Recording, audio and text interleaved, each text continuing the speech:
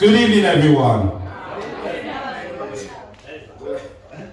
Good evening, everyone. That would do. I'll manage that one. Welcome to JOMAJ Studios Comedy Nights. This is the inaugural comedy night, which means it's the first one.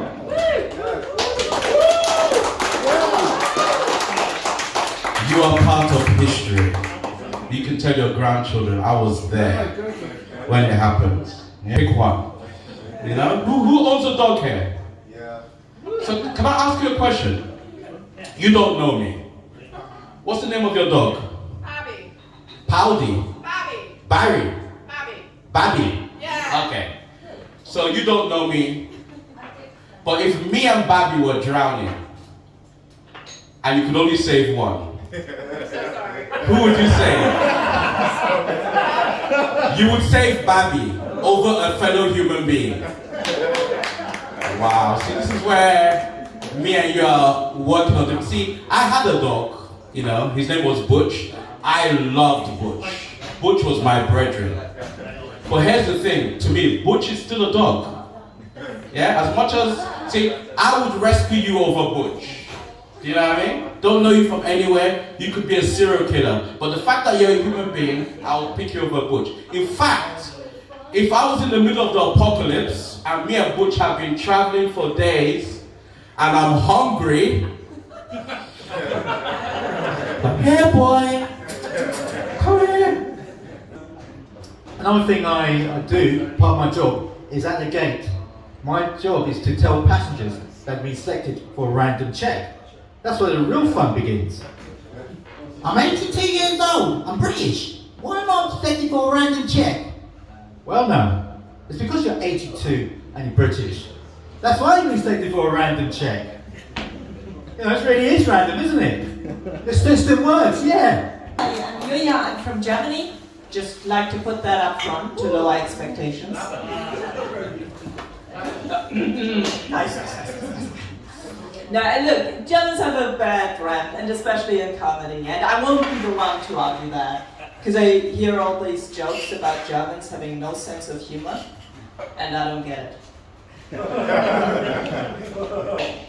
Yeah, but people have a weird self-image where I come from. It's not like, we're British, we're polite, or we're Scottish, we love drinking. It's more like, we're German. We're sorry. But yeah, you can hear I'm German, I have the accent, which is a difficult one to run around with, because people see you differently depending on your accent.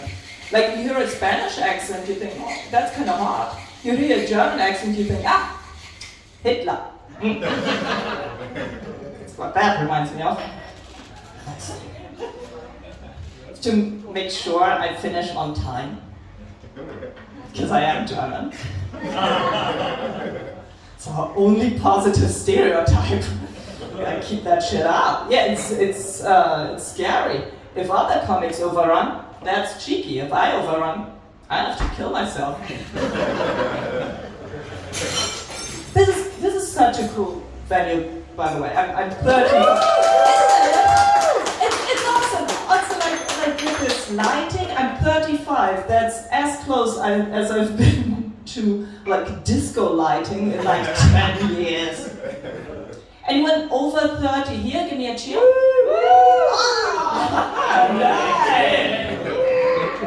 Look at us. Look at us. We did it. We left the house. Yeah. We didn't need to do that. We're over 30. There's nothing out here for us. That sounds terrible. No, there's nothing out here we can't recreate at home. Like, I'm 35 and I learned this year that if I crave a crazy night, I just eat late. See what my body is up to that night.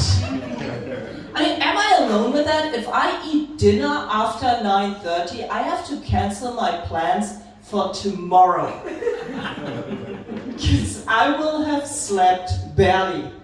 It's like a hangover without any of the fun that brought you there.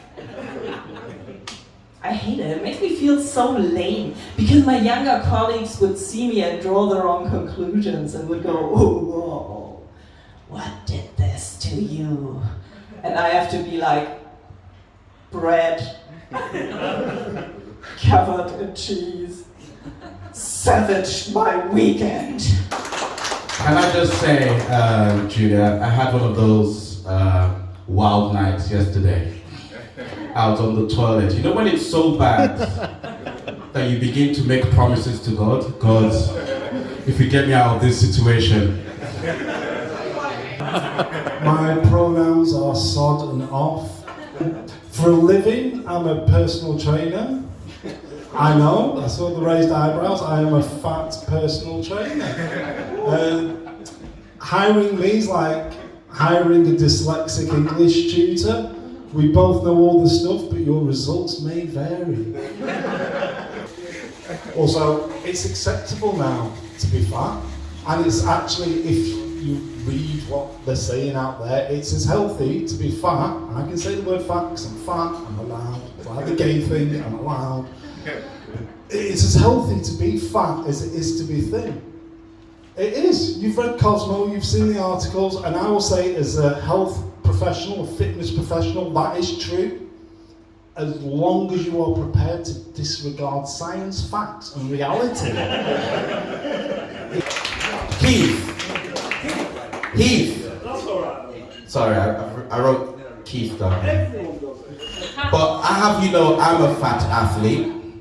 Anyone here does Brazilian Jiu-Jitsu? Yeah, I used to, yeah? So that's grappling, think of it like submission wrestling. It's very, very useful being fat. In fact, I love that feeling when I get on top of an opponent and you just hear them go, ugh! I say, yeah, now I've got you. You're mine.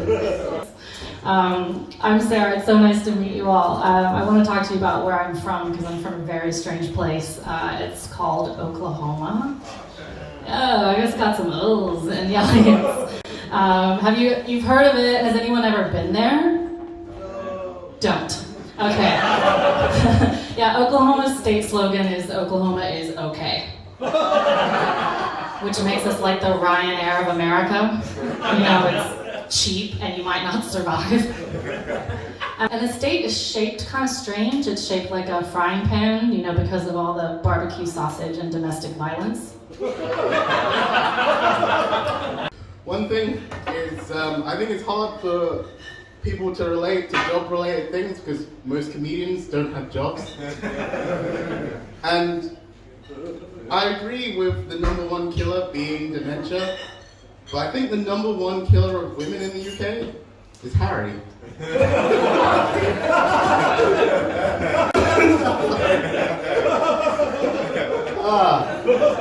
It feels good to be here. I've been on stage for like 3 weeks. Where are we? I just saw the jokes. So, I get asked where I'm from a lot. Actually, I'm half Mauritian. But people ask me if I'm Madagascan or Samoan. Some people ask me if I'm Wakandan. I just had a moment right here. I went to a barbecue the other day, and I need you guys to promise me something. Never be early to a black barbecue. Don't you ever do it. Can you promise me that? Can you promise me that? Can I actually hear something like y'all speak, right? Yeah. No, because went to one the other day and we were running late. We were running late to a black barbecue, right? And as we were on the way, my mother, she was feeling some type of way. She's like, we're gonna be late. I don't want to be late. She's British. I don't want to be late. I didn't feel right about that. And I was like, it's black people. It's black people. This is nothing. So we get there. We're 20 minutes late. And we're feeling so bad because no one is there. No one is there. Omari, I'm African black. And I have, I'm always on time. But I've gone to a few empty barbecues as a result. So. Hello everybody. I'm going to start with a song. Some of you might know it. If you're happy and you know it, clap your hands. That's just catchy, innit? I realised is that I once lost respect for my mom. She shot herself in it. It was an accident. It was an accident. It wasn't her fault. Actually, it is her fault. She's old enough to know better. She came home like in a rush one day, banged on the door, boom. Before he was, SWAT team and that, run to the toilet. My brother was laughing, and I was like, bro, what are you laughing at? He's like, mom's in the toilet again. I was like, no, she's not. I went up there, knocked on the door. Not come in. She's Jamaican, innit? I talk like that. Not come in. So when someone is in trouble, normally they say, I'm busy, innit? I'm busy. Don't come in. I'm busy. It's important. But she didn't. She was like, I was like, are you busy? She's like, not really. You can't say not really if you're shitting yourself. You gotta be honest, it's diabolical. So I poked my head in, and do you know who Jackson Pollock is? Yeah. I saw the worst painting on the wall covered in, and I was like, Mom, what happened? She's like, I never make it. Mom, it doesn't take a rocket science to know that you didn't make it, Mom. There's shit on Ricardo, you're not right. First of all, if you knock on the toilet, why do you have to put your head in? Why? You know? Because I've been in your mom's situation. If I was your mom, after sewing myself, I'll definitely be you, because you're out of order.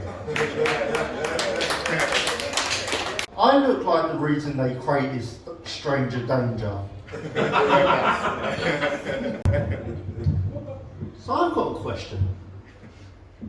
Why do people leave their curtains open if they have a shit house?